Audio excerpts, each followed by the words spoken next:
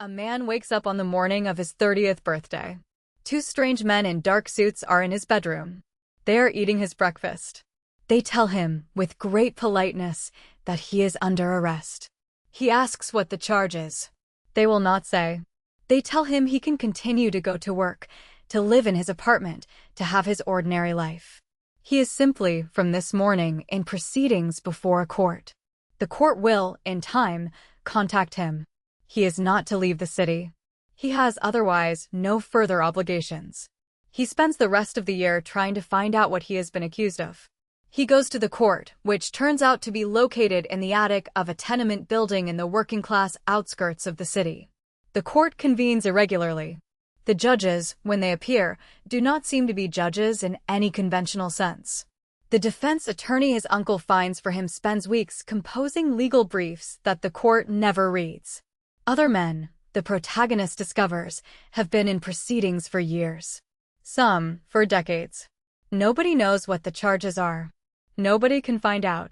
After 1 year, on the eve of his 31st birthday, two strange men in dark suits arrive at his apartment and lead him to a quarry on the outskirts of the city, where, by a method the protagonist understands they have rehearsed, they kill him with a butcher's knife.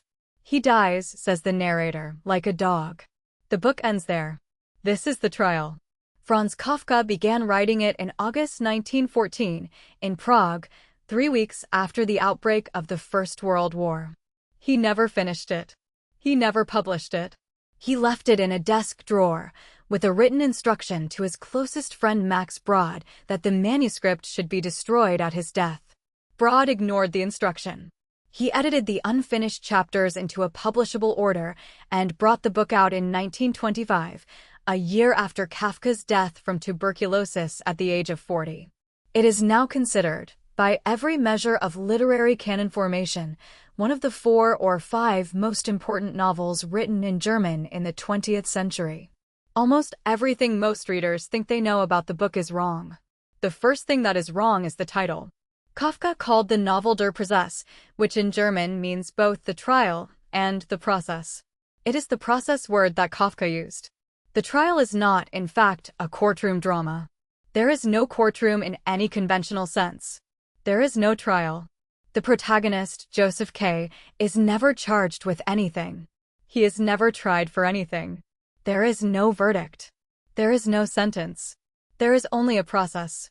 The book is the experience of being inside a process that has no beginning, no end, and no point of contact with reality.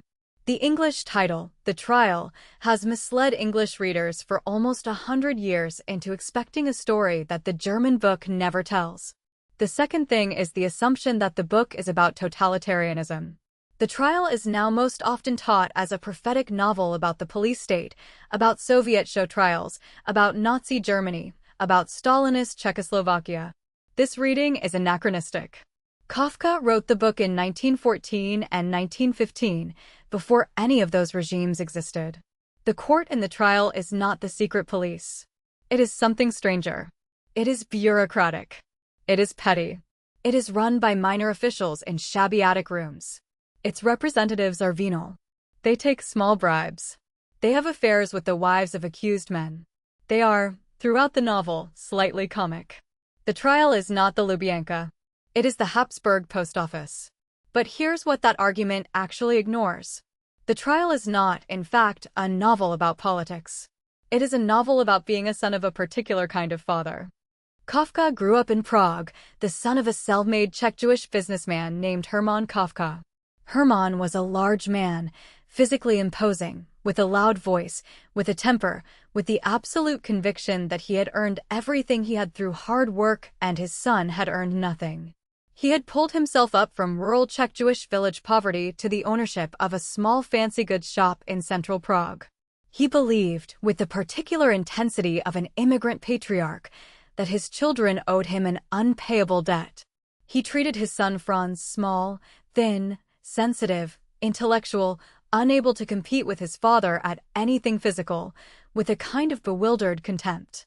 He could not understand the boy. He criticized him constantly. He told him, throughout his childhood, that nothing he did was good enough. He told him, when Franz wanted to become a writer, that writing was not work. He told him, when Franz wanted to marry, that he was not man enough. Kafka wrote, in November 1919, a 100-page letter to his father attempting to explain how the relationship had damaged him. He gave the letter to his mother to pass on. His mother read it, decided it would hurt his father too much, and returned it to Franz. Hermann Kafka almost certainly never knew the letter existed. This is the court. The court in the trial is, in its deepest structural reading, the court of the father. It is the experience of having grown up under the constant unspecified accusation that you are not enough. The charges are never named because the charges, in the original household, were never named, they were simply the atmosphere of the home. The defense is impossible because the accused has internalized the accusation. The verdict is foreknown because the verdict has been the air for as long as the protagonist has been alive. Joseph K. dies like a dog because that is the way Hermann Kafka has been telling Franz for 30 years, that he will end if he does not change. The third thing that is wrong is the assumption that the trial is a finished book. Kafka left the manuscript in a stack of unbound chapters at the time of his death. The chapters are not numbered. There is no clear ordering. Max Brod, when he edited the book for publication in 1925, made decisions about which chapters to include, which to leave out as fragments, and what order they should appear in. The order Brod chose is the order most readers have followed for almost 100 years. But there is a strong scholarly consensus, beginning in the 1960s, that Brod's ordering is in some places wrong. There is an alternative ordering proposed by the German Kafka scholar Malcolm Paisley in 1990 that produces a slightly different book. In Paisley's ordering, the central court chapters are positioned later, the relationship to the priest in the cathedral comes earlier, and the inner logic of Joseph K.'s collapse is, by general agreement, more coherent. Modern English editions, particularly the Schocken paperback edited by Idris Perry, now use the Paisley ordering. But many older translations, including the famous Mere translation that was the standard for 50 years, use Brod's. The book you read depends on which edition you bought. There is one chapter, near the end, that survives all orderings. Joseph K., in the year of his proceedings, visits a cathedral. He is supposed to be meeting an Italian business client there to show him the architecture. The client does not arrive. The cathedral is empty. K. walks down the long nave alone in the failing afternoon light. A priest in one of the side chapels calls his name. K. goes over. The priest tells him a parable. This is the parable of the man before the law. The parable is short. A man comes from the country to a great gate that leads, the man has been told, to the law. At the gate stands a doorkeeper. The man asks the doorkeeper if he may go in. The doorkeeper says, "Not now." The man waits. He waits for years. He sits beside the gate. The doorkeeper, occasionally, gives him a small interview. The doorkeeper asks for bribes. The man pays.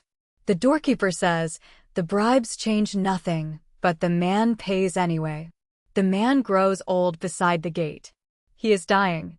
As he is about to die, he asks the doorkeeper a final question. Everyone seeks the law. How is it that in all the years that I have been here no one has come to seek the law except me? The doorkeeper bends down to hear the question. He shouts back, into the dying man's ear, "No one else could have been admitted here, because this gate was made only for you. I am now going to shut it." The parable, in the chapter, takes 1 page. It is the most quoted single passage in 20th century German prose. It contains the whole argument of the book. The law is not closed off. The law is open to you. You can walk through it any time. But the doorkeeper, whose entire job is to convince you that you cannot, has been so successful at that job that you have not, in a lifetime of trying, found the courage to push past him. The gate was made for you. You were the only one who could have used it. You did not. You waited. This is the deepest reading of the trial. The court is real. The process is real. But the protagonist has, all along, had the power to walk away from it. Joseph K. could, on the morning of his 30th birthday, have told the 2 strange men in dark suits to leave his apartment. He could have continued his life, ignoring them. The trial happens because Joseph K. accepts that the court has the authority it claims to have. Without his consent, without his belief in the doorkeeper, there is no trial. Kafka would have known this.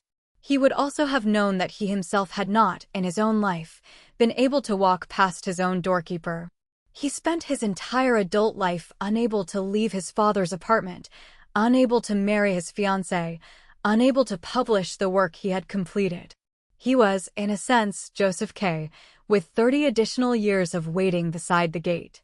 He died at 40 of tuberculosis in a sanatorium near Vienna, with most of his great novels in a desk drawer and an instruction that they be burned. Max Brod did not burn them. Without Brod, you would not be reading any of this. The doorkeeper would have closed the gate, and the gate would have closed. If this changed how you think about Kafka, subscribe. We break down the most important books ever written, one argument at a time. New video every week. And if this was worth 10 minutes of your life, hit like. It helps the channel more than you think.